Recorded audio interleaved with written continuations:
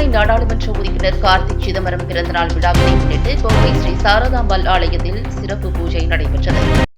சிவகங்கை நாடாளுமன்ற உறுப்பினர் கார்த்திக் சிதம்பரம் பிறந்தநாளை முன்னிட்டு கோவையில் அகில இந்திய இளைஞர் காங்கிரஸ் ஊடகத்துறை தேசிய ஒருங்கிணைப்பாளர் ஹரிஹரசுதன் தலைமையில் கோவை பந்தய சாலையில் உள்ள சாரதாம்பாள் ஆலயத்தில் சிறப்பு பூஜைகள் மற்றும் நீண்ட ஆயுள் பெற சிறப்பு ஹோமம் நடைபெற்றது.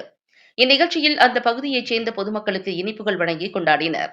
அதனைத் தொடர்ந்து ஏழை பெண்களுக்கு இலவசமாக தையல் இயந்திரங்கள் வழங்கப்பட்டன. இதுகுறித்து கட்சி பொறுப்பாளர்கள் கூறுகையில், சிவகங்கை தொகுதி எம்பி கார்த்திக் சிதம்பரம் பிறந்தநாள் விழாவினை ஒட்டி கோவிலில் சிறப்பாக கொண்டாடி வருகின்றோம்.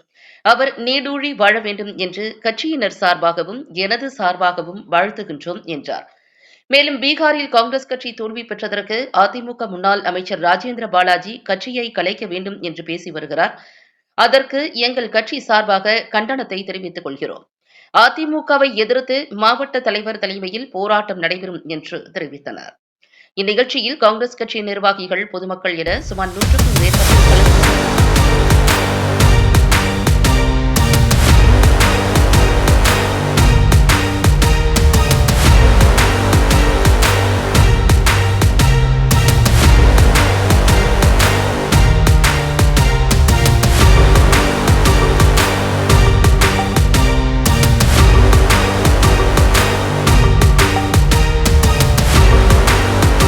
தமிழ்நாடு காங்கிரஸ் கமிட்டியினுடைய சிவகங்கை தொகுதி எம்பி நாடாளுமன்ற உறுப்பினர் கார்த்திக் சிதம்பரம் அவருடைய பிறந்தநாள் அதை இங்கே கொண்டாடுகின்றோம்.